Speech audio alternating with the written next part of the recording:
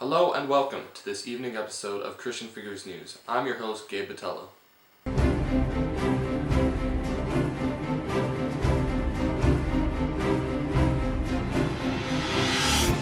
So today we have a lot to cover. We've got many guests coming in. The first one that will be joining us for a short interview and discussion about his life is Pope Victor I. He served as Pope from 186 to around 199 AD, which is when he died.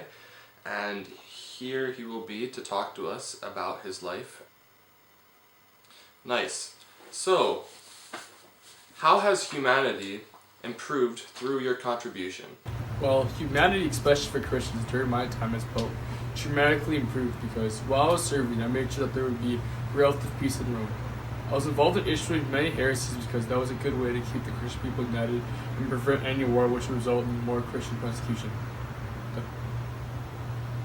I attempted to require that the resurrection of Jesus should be created on a Sunday, instead of according to the Jewish calculation of Passover. Although I was not by pushing against the societal norm, it was an indicator of my role I was anyways. I was also excommunicated a writer who claimed that Jesus was more man, and this is a common understanding by Christians now. So my rule improved humanity through peace being spread through Rome, and some ideas that I had now being concrete in Christians' thoughts. Thank you for that answer.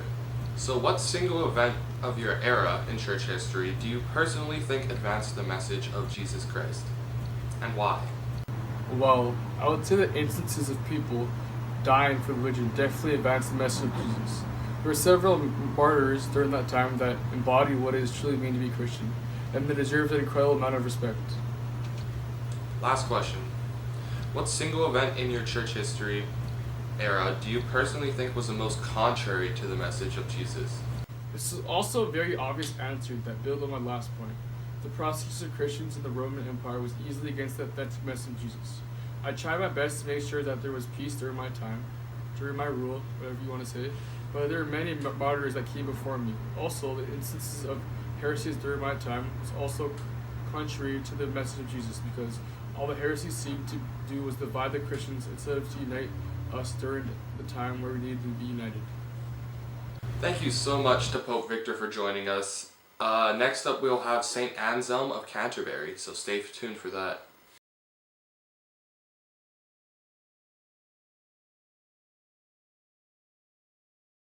So our next guest on the show will be St. Anselm of Canterbury. He's a world-famous philosopher and theologian who paved the way for many different philosophers and mathematicians and other theologians who came after him. He was born in 1033 in Aosta, which is near Italy now. Ever since he was young, he wanted to join the monastic life, but he was born into a family of nobles, so they didn't really want that for him. He eventually went to Bec and studied with another eminent theologian called Lanfranc. He got sent to an archbishop by Lanfranc, and Anselm was convinced by the archbishop to join the abbey. Then Anselm was elected as the abbey leader after the death of its founder. And Bec became a great place of learning and thinking thanks to St. Anselm. So Anselm wrote many books about his beliefs on the existence of God and how God is proven to exist, and he is one of the first people to actually do what is called an ontological argument, which is basically an argument based on God's being. It's very complicated, and in order to better represent his views, we have him here. And we've invited him on the show. Hello, Mr. Anselm. Hello, yeah, I'm very glad to be on this show with you today. Yeah, so I'm glad to have you. How has humanity improved through your contributions? Under my leadership at Bec, I was able to attract many different thinkers from all around the world to come and study with us and think, question, and be skeptical about everything. So, in my time as a philosopher, there's many times where I've had to rethink arguments, and building such a large area where we can just have discussions and talk about different beliefs was important at Bec. And I think I was able to foster a community where we were able to all get into deep discussions about God's existence. Along that lines, many people have credited me with having a lot of different arguments. Different philosophers have used my viewpoints and arguments. People like René Descartes, for example, used my ontological argument about God's existence. Other philosophers too have referenced me in their works. Man has benefited from my contribution, mostly in the realm of education and thinking. I've invited on one of your greatest voices of opposition, I guess you could say, about your argument for God's existence. So please welcome onto the show a contemporary monk, Guanilo. You guys can have a little back and forth debate if you want, so let's go ahead and get started. Okay, so hello Guanilo. I've read your books about me. Anyways, so let's think about God as the best thing that could ever exist. There are two ways that things can exist. So something can exist strictly in our imagination and our mind, or it can also exist in our mind and in reality also. So if God was the best thing to ever exist in our imagination, then what would be better than Him existing in our imagination? The only thing that would be better than Him existing in our imagination is Him existing in real life. So God must be real because He's the best thing ever. I mean, look, even a fool has an idea of a being greater than himself, a being that is the best thing ever that can't be conceived by a regular person. So such a being must exist, because the very idea of the being implies its existence. Hello, I'm Guanilo. I really can't agree with you. Anselm, I mean, I wrote a whole book onto why your thinking and your logic was wrong. It was called the Liber Pro Incipiente, and basically what that translates to is the book in behalf of the fool who says in his heart there is no God. I mean, that's pretty self-explanatory. Having the idea of a being doesn't necessarily include its existence in the objective order, and a direct intuition of a God does not automatically prove that He exists. In order to better clarify, I'll use an example. Just because I can imagine the most beautiful island in my mind, and the best island ever, and by saying that it must exist in my mind, so the only thing better than the best island would be, in reality, for an island to exist, that is that greatest island ever. That doesn't necessarily prove that there's that kind of island. Look, I wrote a book about you too, Guanilo, okay? In it, I just reaffirm my belief. I just reinstate my belief. Your argument is all based on something that isn't God. God's different. God is a singular being that is greater than everyone else in the universe. Your logic does not apply to God. Okay, before this gets out of hand, I'm going to have to end the debate a little bit short. Thank you for joining us, Guanilo. Let's go ahead and keep questioning St. Anselm. So, what single event of your era in church history do you personally think most advanced the message of Jesus? So, the event which furthered the message of Jesus was the reform which took place after the investiture controversy, about earlier, which I was involved in my own little way. This period of time, for me, was when I was trying to become a bishop. The king tried to basically get me to pay money to become a bishop, and I said, no, that sounds like simony. I'm not going to pay money. And then he said that I couldn't become a bishop. You know, the entire conflict was based around the fact that kings and high government officials had power over the church's officials and who the church elected as bishops and priests and stuff like that. So I really despised what was going on there, but a lot of people supported me, and there were different ways that we combated this, like the Concordat of London in 1107, which was me, where I basically helped in having the king renounce his claim to invest bishops, and then also the Concordat of Worms, which is the big event which I would say furthered the message of Christ, because it basically resolved the imperial investiture controversy with a compromise that allowed secular authorities some measure of control, but granted the selection of bishops to the cathedral canons. But it wasn't perfect, obviously, because some of the kings and officials still held some power, but it was definitely a march in the right direction, I would say.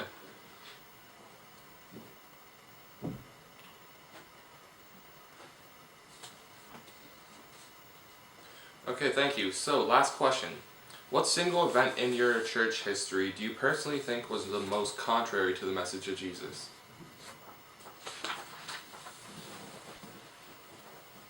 So most contrary to the message of Christ? I feel like that event would definitely be the Crusades, which were happening in my time period. So, it continued to happen throughout my lifetime and throughout my time period. The Crusades were filled with violence and murder, which was tried to be justified by claiming it was over Holy Land, and that God would want it to be in the hands of the right selected group of people or whatever. But, I mean, the whole message of the church is supposed to be modeled after Jesus and God, and these two people would never encourage violence and murder, but rather love. So the Crusades were really against what the true message of Jesus and what he stood for was. Okay, thank you so much, St. Anselm of Canterbury, for joining us on this program. I appreciate all your answers, and I look forward to having you next time.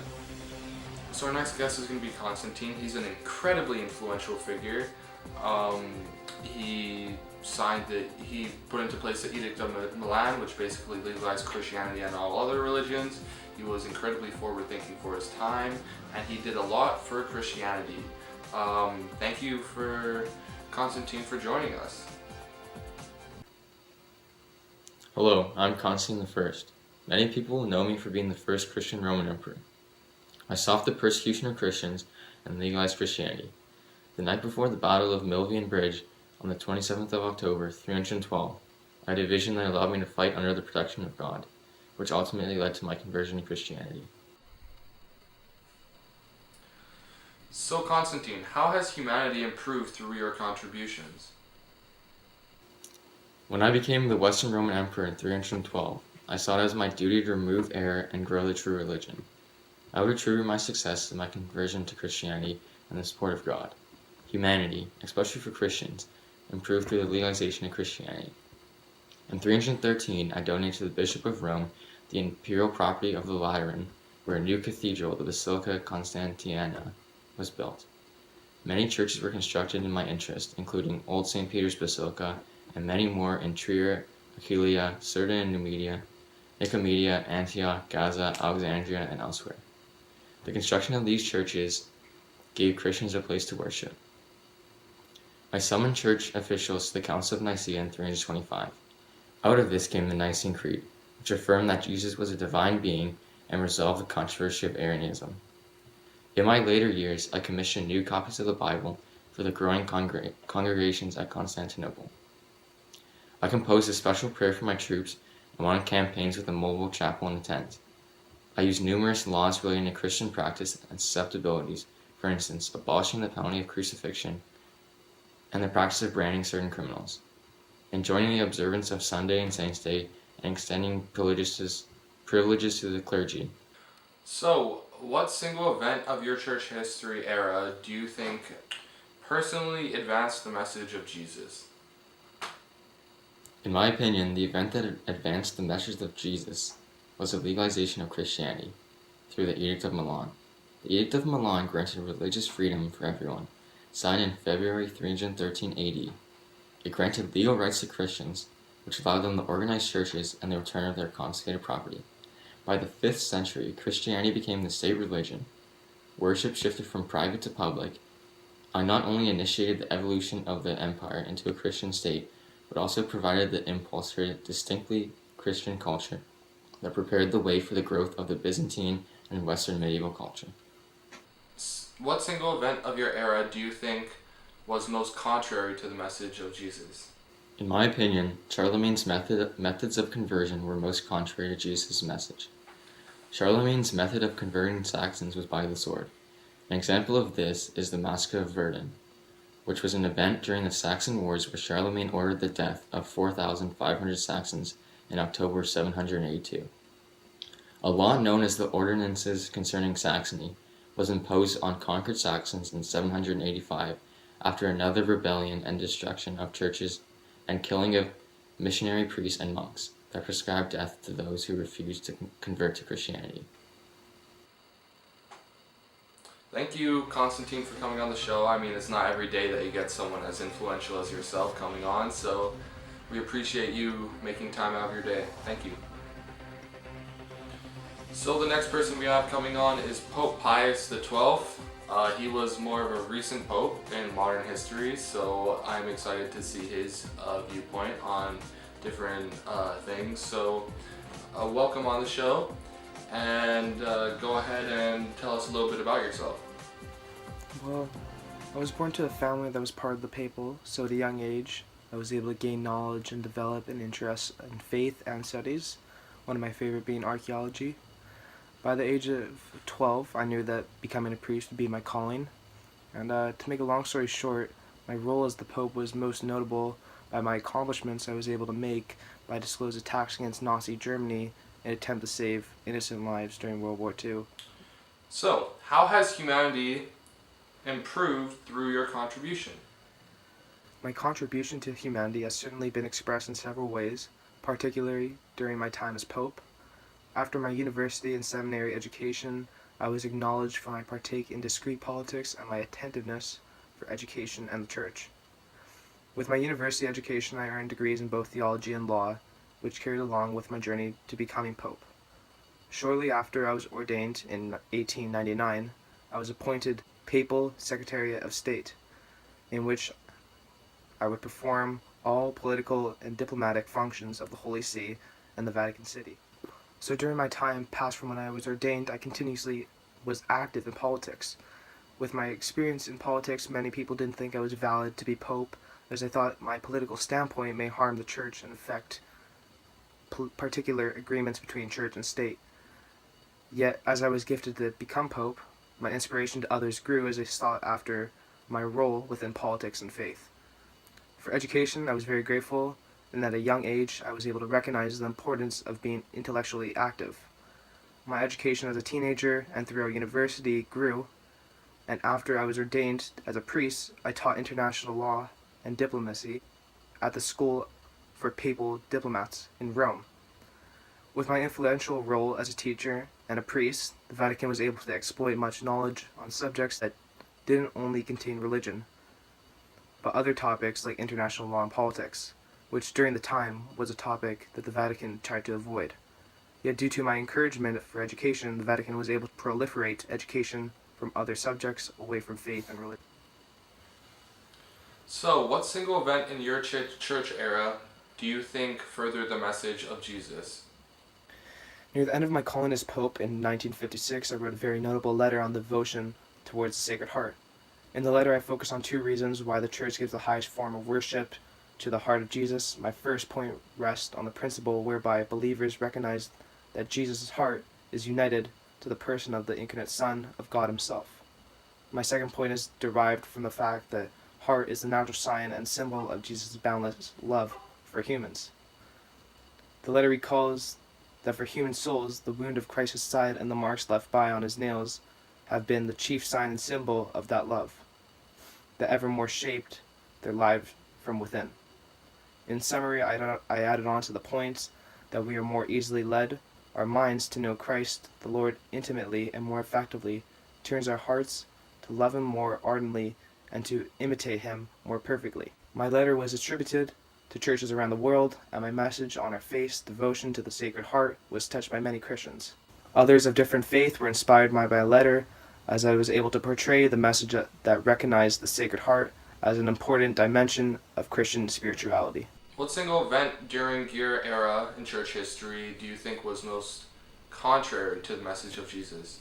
In the early years of World War II, I got much criticism from the people for not doing much to stop the Holocaust in such a time of aid. And although a role of the Vatican is to maintain its neutrality during war, I knew the evil harms of the Nazi regime and the impact it could have on the world. With the atrocities that were occurring throughout Europe, as Pope, I felt inclined to speak out on the topic, yet had to consider the risk I would be taking to not increase the persecution rate in Nazi-occupied Europe.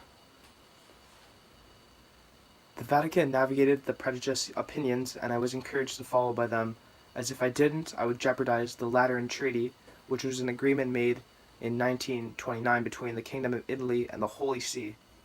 And this could very well ruin the relationship that Italy and the Vatican had, as during the time, Rome was part of the Axis power during World War II. 1,000 Jews, to what we thought was an act that more truly reflected the heart and compassion of the Church by putting harm in front of us, in order to save the lives of others. Many thought of my actions to be harmful to the state, yet those who didn't happened to support me and were inspired by me as I sought mortality in my faith as a way to save the lives of many Jews. Alright, well, thank you to Pope Pius XII for coming on. It was a pleasure having you. So I'm excited to introduce my next guest, Pope Paul III, his original name being Alessandro Farnese. He was born in 1468 to a powerful family and was educated under the humanist Pomponio Leto. So his family was extremely powerful and got even more powerful as Alessandro ascended into the papacy. So he ended up getting associated with a bunch of other political and religious figures like Pope Leo X while attending the University of Pisa, and he became the Roman Pontiff on October 13th, 1534. So warm welcome to you, Pope Paul III. How has humanity improved through your contributions? Well, thank you for having me on. So my rule as Pope and my life and contributions led to great strides in the areas of human rights and also in the church's rebuild after the Reformation happened. So I was one of the main key figures during the Counter-Reformation, and I was able to basically shape Catholicism into something that could thrive and not be destroyed after the Reformation happened. Also, in the area of human rights, I was also an avid speaker against the exploitation of indigenous peoples in the Americas. So what event of your era has most advanced the message of stop dehumanizing those indigenous peoples?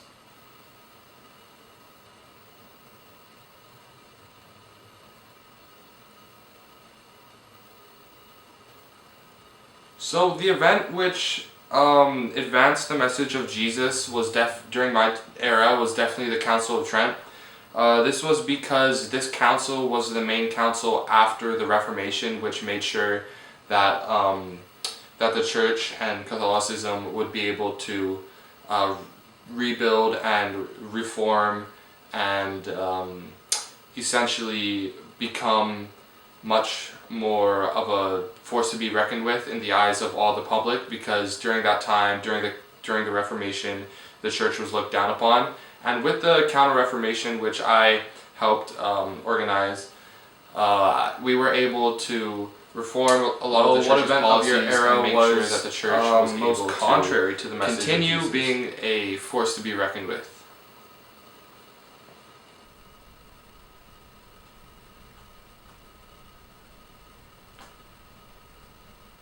So the event in my era which was contrary to the message of Jesus was definitely the exploitation and dehumanization of the peoples in the Americas and all around the world, where during the time of colonization, which was around my rule and shortly after, many indigenous peoples were being mistreated and sold into slavery, and their culture was being ripped away from them.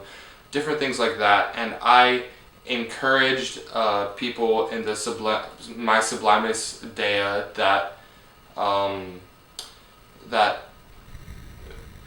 I encourage people to look at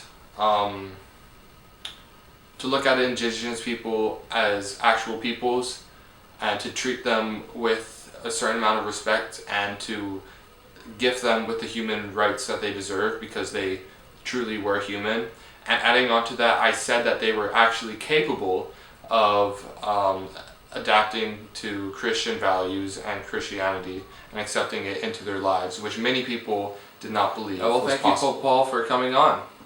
So that concludes our broadcast for tonight. Hopefully you guys had a good time. We'll see you guys next time with more interviews and more discussions with other religious figures.